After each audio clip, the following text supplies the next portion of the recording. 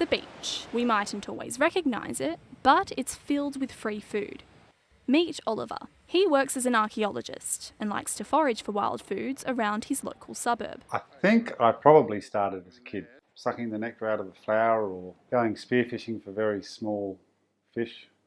It just grows on and on and on until you find yourself out at sea landing a tuna or wherever it is. It just sort of builds up as you go.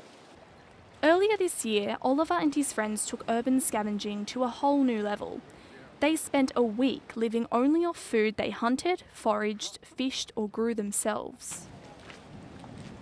There were 40 kilograms of apples and there was 20 kilograms of fish and there was an enormous amount of food. It becomes very rewarding. Every meal that you're having is something that you can connect to very clearly. You're more healthy. Everyone learned a hell of a lot about what it is to be a person who eats.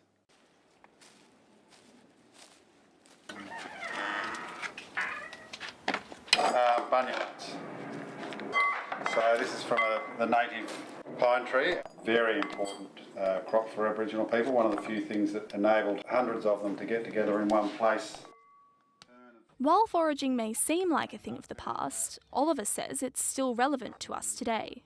Everyone is equipped with the ability to mentally map these resources. Just because we don't use it now, or we use it for different things, we use it for knowing where the shops are, we still have it and we can just turn it to foraging quite easily.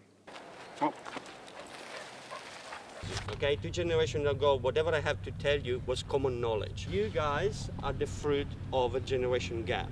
That's why you're here, because you didn't have your uncle and aunties teaching you.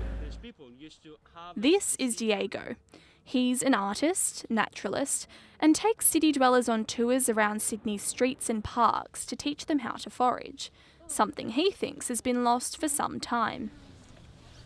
It gets lost when industrial agriculture started to pump a supermarket with ready-made and ready-to-collect produce. We trust whatever is served in a plastic bag at a supermarket, and yet we don't trust whatever was grown out of air and water here in the field. About 4 people attended Diego's tours when he started 9 years ago.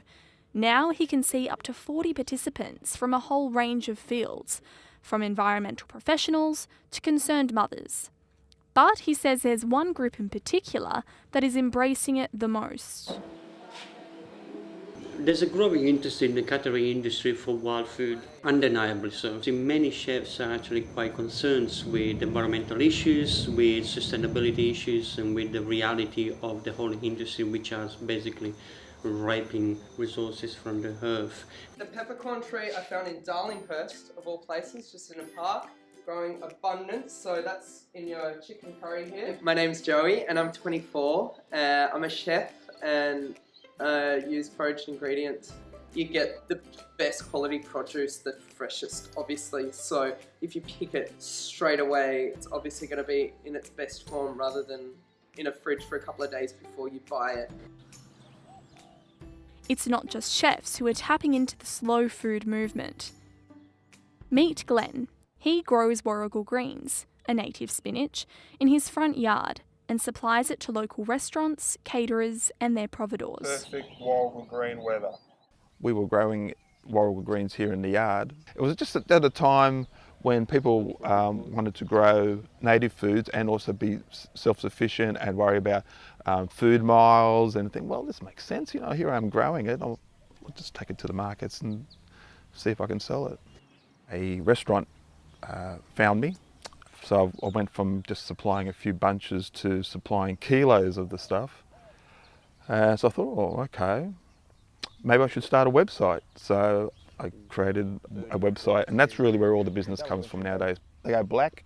Demand has grown so much that he often has to forage around local creeks and rivers in his area to meet it. But despite the growth, Glenn says there is still low awareness and adoption of wild foods among consumers and chefs.